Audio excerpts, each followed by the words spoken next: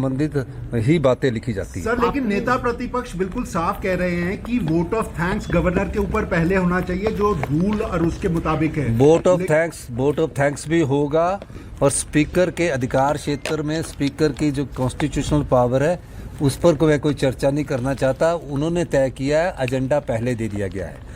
धन्यवाद। सदन पर चर्चा करिए और बाकी पर आने वाले समय में जो बात होगी उस पर बात कीजिए। ये बात उन्होंने कही और स्पष्ट कही, 1 से 16 पर चर्चा करिए सदन में और बाकी पर चर्चा बाद में करिए। तो उनका कहना था कि पहले आप आरडीजी पर चर्चा कर लीजिए और बाद में मेरा जो मैंने पढ़ा उस पर भी चर्चा करें। सर उन्होंने 3 से 16 तक जो टिप्पणी जनरल प्रेसिडेंट ये रहता है कि राज्यपाल अपना अभिभाषण पूरा पढ़ते हैं, लेकिन आज आखिर ऐसी क्या नहीं, ऐसा है पीछे भी जयराम ठाकुर जी के समय भी कई बार गवर्नर एड्रेस को ले किया गया। एक बार हुआ, दो बार हुआ है। उन्होंने कहा कि पढ़ा हुआ समझा जाए ये सब चीजें। क्या आपकी सरकार की उपलब्धियां नहीं रखी जानी चाहिए थी सदन में? नहीं, वो तो सरकार को भी पता चलता। हमारी सरकार की उपलब्धियां जो हैं तो जनता तक पहुंचनी चाहिए। हमारे सरकार का उद्देश्य ये है, जो योजनाएं धरातल पर पहुंचे और समाज के अंतिम व्यक्ति तक पहुंचे, वो समाज की और सरकार की उपलब्धियां होती हैं।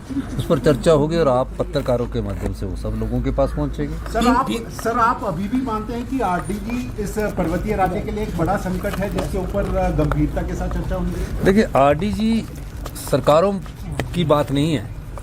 आरडीजी का सबसे बड़ा मुद्दा इस राज्य का अधिकार है, हक है, खैरात नहीं है। यही मैं कहना चाह रहा हूँ। आरडीजी जो है वो 2026 से 31 तक के लिए है। बार बार मैं कह रहा हूँ कि आरडीजी अधिकार है और आर्टिकल 275/2 के तहत उन राज्यों को ये अधिकार दिया गया है जहाँ आय और व्यय में जो गैप होता उसको पाटने के लिए दिया जाता है। अब मैं ये कहना चाहता हूँ कि 17 राज्यों की जो लोग बात करते हैं उन राज्यों के पास बहुत बड़े बड़े प्रोजेक्ट हैं। हिमाचल प्रदेश की 90% जो भूमि है वो पहाड़ी है। कोई बड़ा प्रोजेक्ट यहाँ नहीं लाया जा सकता और जो इंडस्ट्रीज है वो हमारे पंजाब के साथ लगती बेल्ट के साथ ही है। इसीलिए हमारे को ये आरडीजी के रूप में संविधान ने एक अधिकार दिया था कि जहाँ रेवेन्यू सरप्लस राज्य कभी नहीं बन पाएंगे तो उन लोगों को आय और व्यय के बीच की जो खाई है उसको पाटने के लिए आरडीजी का संविधान के द्वारा अधिकार दिया गया था। ये कहना कि 20 साल पहले उसको कम कर दिया गया था या बंद करने की कहीं भी लिखा नहीं गया है। ये झूठ ना बोले। ये अधिकारों के साथ खिलवाड़ मत करें, हिमाचल के अधिकारों के साथ। और दूसरा मैं ये कहना चाहता हूँ कि ये जो 70 है ये हमने आरडीजी से संबंधित पहला पार्ट है। ये इसमें हम चर्चा चाहते हैं, भारतीय जनता पार्टी का रुख चाहते हैं। बाकी जो भारतीय जनता पार्टी के रुख के बाद हमें लगता है कि वो मान जाएंगे और हमारे साथ दिल्ली चलेंगे। मुझे इस जो 3 दिन के सेशन है उसमें ऐसी आशा है।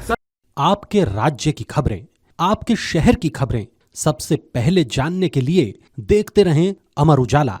चैनल को सब्सक्राइब जरूर कर लें और पाएं हर अपडेट।